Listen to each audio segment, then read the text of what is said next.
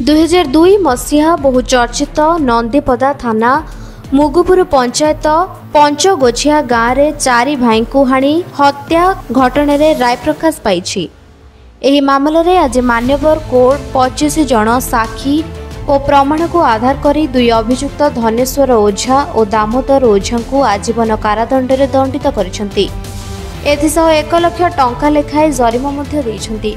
गत 2002 मसीहा जुलाई मास 17 तारिख रे पूर्व शत्रुता को केन्द्र करी गाँवर बुधिया दलई, साधु दलई, जलधर दलई और उद्धव दलई 4 भाई को विभिन्न मारणास्त्र रे हाणी हत्या करा जायथिला। स्पॉट दिबा लोकरे मात्र 1 घंटा मध्य 4 जन को मुगुपुर बजार रे गोड़ाई गोड़ाई अति निर्मम भावे हत्या करथिले अभियुक्त माने। एही घटना रे पुलिस मोट 13 जन को गिरफ्त करथिबा बेले हत्याकांडर मास्टर माइंड धनेश्वर ओझा और दामोदर ओझा होइतिबा प्रमाणित होइछि।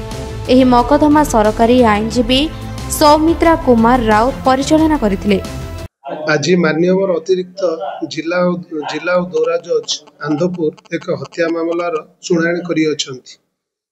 Special case number 2/11 of 2019/2003 case रो शुणाणी करछंती।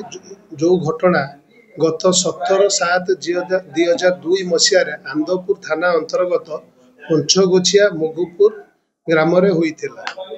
एतलाकारी माधवानंद दलई 4 भाई को अत्यंत निर्मम भाव में मुदाला माने हाणी हत्या करथिले।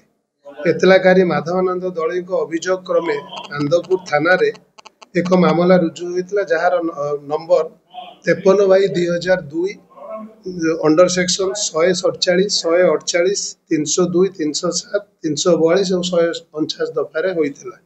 मान्यवर अदालत आज 25 जन साक्षी बयान और दस्तावेज को आधार करी मुदाला धनुआ एलियास धनेश्वर ओझा एवं दाम एलियास दामोदर ओझा को 302/139 आईपीसी दफारे आजीवन कारादंड करिबा सह 1 लाख लेखे जोरिमाना करी अछंती।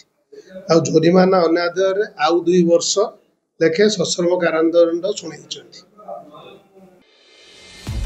हताडिहिरु अमिय बराणा रिपोर्ट निरपेक्ष न्यूज।